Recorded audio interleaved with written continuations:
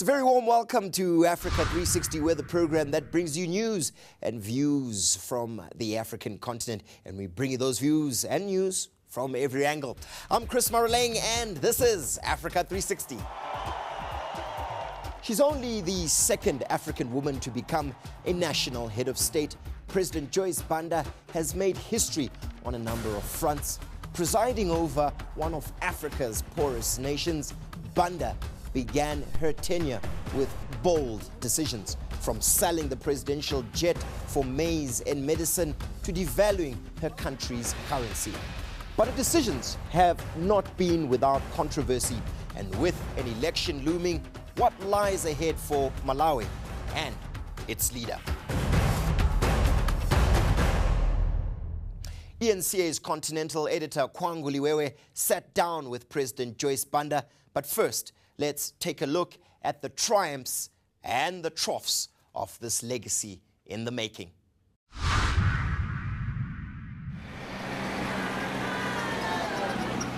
"2014 marks a milestone for Malawi. It's the country's 50th independence anniversary and 20 years since democratic dispensation. What's more, the country goes to the polls in May in what's already being called a tightly contested race. Let's get you a quick look at some of the front runners. Incumbent President Joyce Banda represents the People's Party. She's Southern Africa's first female president. Former President Bakili Muluzi's son, Atupele Muluzi, is from the United Democratic Front. Lazarus Chakwera is the Malawi Congress Party's candidate. And late President Binguwa Mutharika's brother Peter represents the Democratic Progressive Party. It's an especially tense time for the ruling party following the Cashgate scandal. 30 million United States dollars disappeared from government coffers. A senior official was shot after he said he would name and shame some at the highest levels of government. Civil society groups say President Banda needs to take responsibility. And opposition parties have made Cashgate central to their campaigning. Irrespective of who's or what, the issue is that Cashgate has damaged the reputation and credibility of Malawi internationally. And also it has also damaged the reputation and credibility of government to Malawians. I think what is important is to take stock as to what has happened under the administration of President Joyce Banda. And I think the reports and the audit reports are absolutely revealing in terms of the magnitude of the resources that have been plundered, effectively stolen from government coffers. And obviously this is not about blame game. I think this is about making sure that someone takes responsibility, that first of all, under the President Banda's leadership, this happened. I believe the buck stops with the leader, and she needs to take full responsibility. When something has happened and it is under your jurisdiction, it's not enough to say, well, something similar happened under someone's jurisdiction. I don't think that argument really carries water, because we ought to own up to the present status. We can look into what the past was, but even then, when a report had been given in Parliament, an audited report that showed those things, it was under her jurisdiction, I mean the current president. She should have taken steps then to make sure that these things are corrected. No, I believe it was the unfortunate shooting of budget director. Thank God that he is still alive and he is well. But that is what brought this whole thing to the surface. Cashgate has had far-reaching consequences for Malawi. Donors have withheld 150 million United States dollars in budgetary support until government cleans house.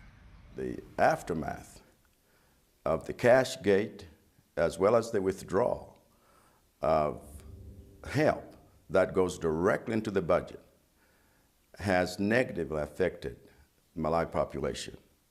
But then we have ourselves to blame because these things continue to happen, almost like a vicious circle. We must break this. This is one reason that I am running for president, because I feel like it's time that we really confronted these vices, evils.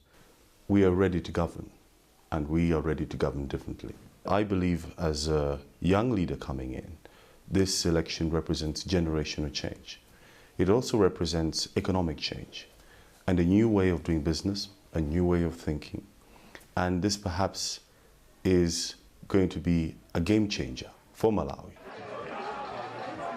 Amid the political tension, the threat of violence during elections is also very real. Where we'll be going, we might be expecting a number of incidences of violence, and we, as a civil society, we're concerned about that. And also because of the competitiveness of the election in terms of our 4 presidential candidates, our expectation is that we are going to be having this violence. 2 people have already died in the run-up to elections. So come the 20th of May, Malawians will be casting their votes in a country where the stakes have become very high. Kwangu Liwewe, Blantyre, Malawi. We should also open a corruption court so that when our cases go to court, they don't delay, because justice delayed is justice denied.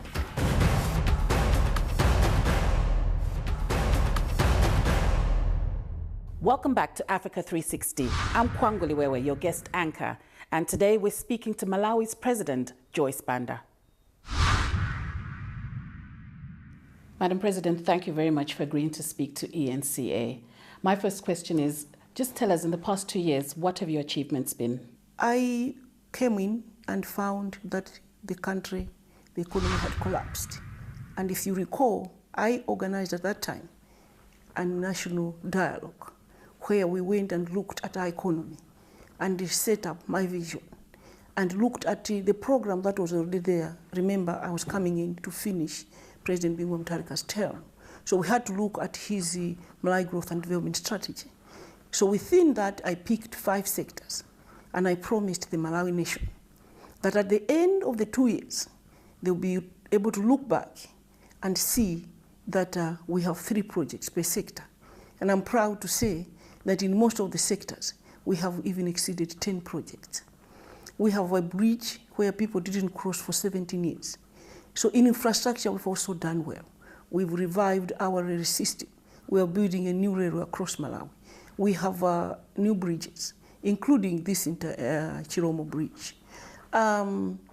In agriculture, we came in and I found that 2 million people were food insecure. And it was a year when we had drought.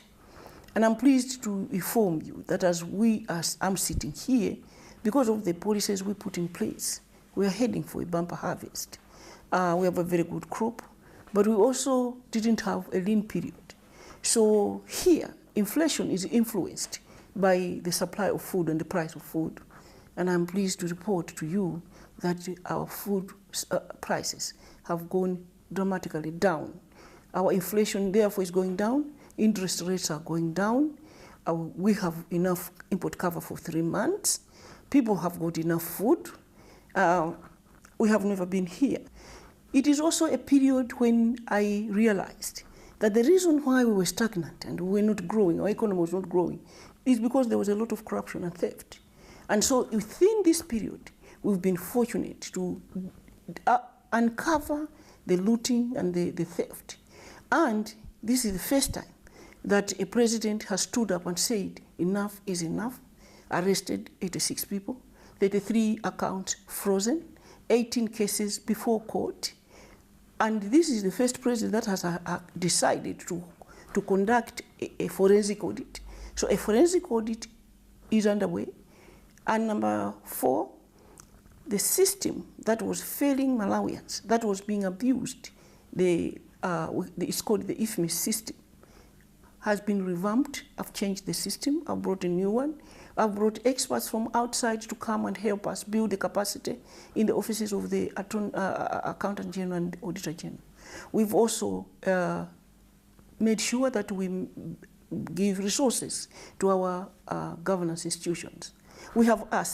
I have asked that we should also open a corruption court so that when our cases go to court, they don't delay, because justice delayed is justice denied. But in the recent past, just 2 weeks ago, I set up what I am calling the High-Level Development Council. And this High-Level Development Council is made up of the civil society, the faith community, private sector, government officials, and all, as a body that will look at the 50 years, look at what were our achievements and what were our failures, and sieve all that and come out with a solid program for the next 50 years. It's going to go under Parliament, so it will be a body that cannot be influenced by any president, no Joyce Banda or any presidents in the future. When we look at the scenario, we've all heard about Cashgate, and a lot of people said it happened under your watch. The majority of the money went missing during your watch. How do you respond to this, Madam President? It didn't, and I think then you didn't get the latest information. Here, theft started in 2001.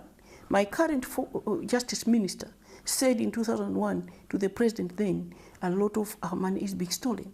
And then he was ignored. 2006, he repeated, he wrote another memo. He was sacked. In 2007, Reserve Bank signed a memorandum of understanding to say that checks should not be referred. And the Reserve Bank tried to resist, and government tried to resist, but they were ignored. In 2011, there was a young man who was found with 400 million in an account. Investigations were instituted and stopped midway. I have come in this time and insisted that I want the investigation to continue. Last week, I don't know if you've heard the latest, is that this is a 5-year term. The first 3 years before I came in, 92 billion kwacha was stolen. That report is before Parliament, and that report was being discussed side by side with the forensic audit that we instituted after the Cashgate was exposed. On the 7th of September in 2013, when I was informed by some of our partners to say the IFMIS is being abused, because I just didn't understand why our economy was not growing as fast as it should. Yes, I found a tattered economy, but we had done so much to bring in money. But it just looked like we weren't growing as fast as I thought we should. And I started making investigations, inviting even former governors of the Reserve Bank to State House, and even our partners. That's when I was tipped that it was about IFMIS. The integrated financial management system that we were using was being abused. And that government had been warned 2 years before and had ignored that advice. So I made an announcement to the nation on the 7th of September that I had instituted a program, an exercise by my Minister of Finance and the office to review IFMIS, close up all the loopholes, ensure that we are protecting our money. This nation was told. The first arrests were made a week after that announcement. And so then the next day, of course, our budget director was shot. We don't know yet whether it is connected or who shot him. But the truth of the matter is that since then a lot of money was discovered being hidden in houses, in cars, in offices. What we know now, after the 92 billion audit report, is that this is looting that has gone on for 5 years. But I came in and said, enough is enough. This is what we've discovered. What we shall do is that everybody that is involved shall be taken to book. That exercise is going on. As I have said before, 86 people have been arrested, 33 accounts have been frozen, property has been withdrawn, IFMIS has been changed. We brought in experts to come and help build the capacity of our staff in auditor and the accountant general departments, and we have strengthened our governance institutions. If Malawians feel that, well, then we don't want Joyce Banda, I'm fine. And me and my family, we are ready to exit.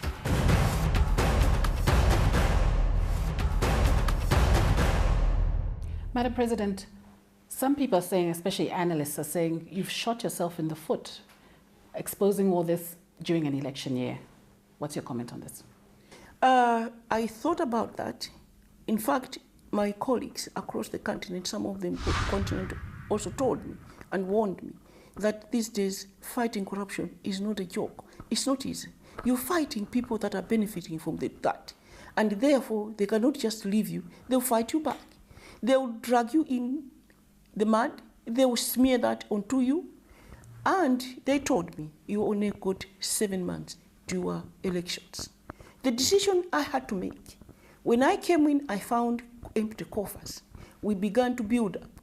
If I had just sat back, we would not have been talking about a success story. We would have been talking about another tattered economy. Was that fair to Malawians? So the choice I had to make was to make a choice between my career and the people of Malawi. And I am proud to say I chose Malawians. And I am proud to say we've done that and we are here, our economy is good. If I was to walk out today, because I was not re-elected, I want you to know, Kwangu, that I'll go out a very, very proud person, that I left my country better than I found it. If Malawians feel that, well, then we don't want Joyce Banda, I'm fine. And me and my family, we are ready to exit. I will not even argue if I'm satisfied that Malawians have decided to change leadership in State House. Madam, let's quickly look at the aid factor. Aid was withheld by some Western donors. Has that had any effect, one, on the economy? And I'm looking at what happened in 2011 in Bingu Mutharika's regime, where aid was frozen. We saw what happened to foreign exchange reserves. We saw what happened to the economy. Is that affecting the economy today? No, it's the other way around. I mean, I've just told you that was 4 months ago, but the economy is at its best now. And I hope you know that they are able to resumed and gave us our finances for this quarter. So, but what has happened is that it's about budget support. We are one of the few countries that are receiving budget support. And there's a lot of debate now going on whether people want to continue with budget support or not. So in Malawi, what has happened is that the donors that give us money have said the money that we could have given as budgetary support, i.e. just write a check and bank it, they are now channeling it into other projects. For example, instead of giving a check, they'll buy medicine. So it ends up staying in Malawi, but also rechanneled. For me, I think that's a very good option. Another contentious issue is the sale of the jet. What exactly happened, Madam President? What happened is that there was a petition that went to government by the civil society, I think Public Affairs Committee. On that list, one of the things they said they demanded was that this jet should be sold. That was before I came in. When I came in, I looked at the list and I agreed with that position that we should sell the plane. For me, I felt that although it's not a luxury to be without to have a plane, it's not a luxury. To go to Mozambique, it takes me 3 days. But if I have a plane, it will take me an hour. Go, have a meeting with my counterpart and come back. But then we agreed that we should sell the plane, and I agreed. That is a decision that I did not want to make on my own. So I took the matter to Cabinet. So we discussed that matter in Cabinet. And in Cabinet, we agreed that we shall sell the plane and do three things: buy maize, buy weapons, and buy medicines. From the Cabinet, it goes now to the technical people for implementation. And at implementation level, what we saw in Malawi was enough maize that has enabled us not to have a lean period.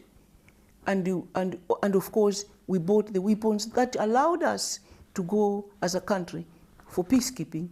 And as I'm talking now, our young men and women are in DRC because we were able to prepare them to go through the sale of the jet. And finally, the drugs. Now, the transaction, how it went, was handled at the level of the principal secretary. Our position is that there has been no wrongdoing.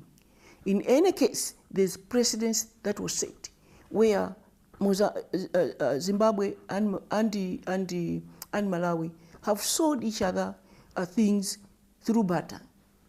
They sell maize and they get payment in fuel. These are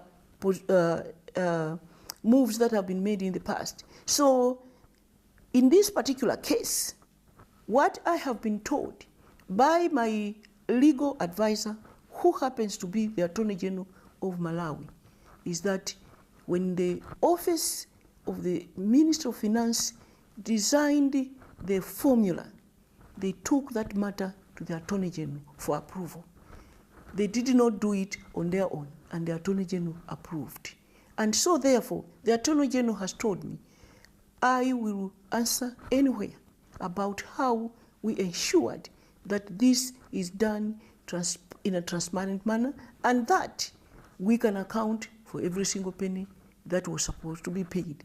And then we can show that with the money, this is what we were able to procure. Elections are under 2 months away. So far, how is it going? And in terms of the violence we saw on Sunday, what exactly transpired there? This last Sunday, that I went into an area to install electricity, to launch electricity in a hospital. I was invited by the chiefs there. We are also building houses in the area. And also we went to a village now, a ground now, where I was going to meet the people in the area. It just so happens that it is in the area where the president of DPP comes from, Professor Peter Mutharika, and the former president. 2 weeks ago, Mr. Honorable Atwere Muluza went into my area, into my village, had a meeting, found others holding a meeting of People's Party, met on the way and just passed by. Last week, Professor Mutharika, went into my area, had a meeting. Another meeting was taking place down the road. During campaign like this, you get in an area, there are 3-4 meetings of different parties taking place peacefully. And that's how we have operated in the past 8 years. But this particular day, I was in that area just a week after he had been in my area. And we were having a meeting. And that's how thugs that had been dropped there in the morning went and hugged a policeman and killed him. That's where I'm worried. I'm worried about violence during the campaign period. But as far as campaigning is concerned, I think as a party, People's Party, we are ready to campaign to get to the end.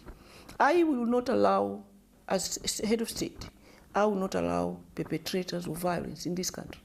And so the armed forces and the police will take action to make sure that Malawians are protected. Because Malawians must feel free to exercise their right to vote for the person that they like. You cannot force anybody, you cannot use force to make people like you and vote for you. A lot of people are saying this is a highly contested election, one to watch out with 4 main contenders. How do you feel about this? Do you feel threatened by the other 3?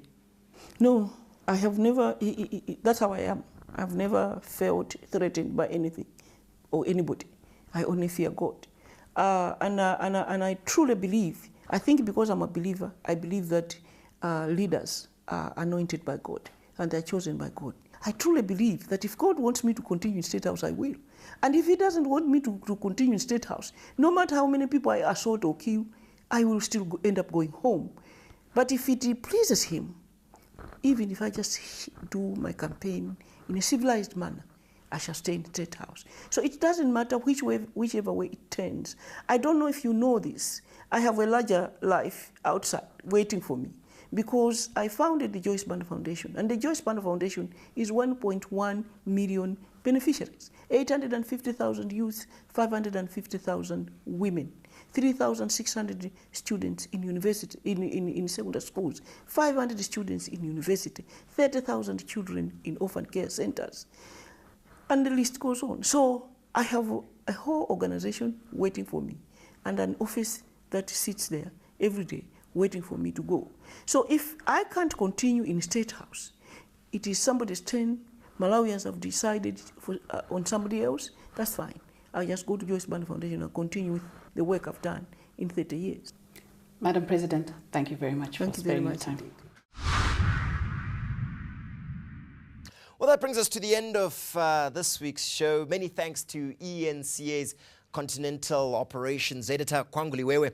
She was in conversation with none other than Her Excellency Joyce Banda. So, what do you think Banda's legacy will be for Malawi and indeed for Africa? Tell us via Facebook or tweet us at Africa360_eNCA or send us an email at africa360@enca.com. So, until next time, when we look forward to bringing you Africa like you've never seen it before, do take care.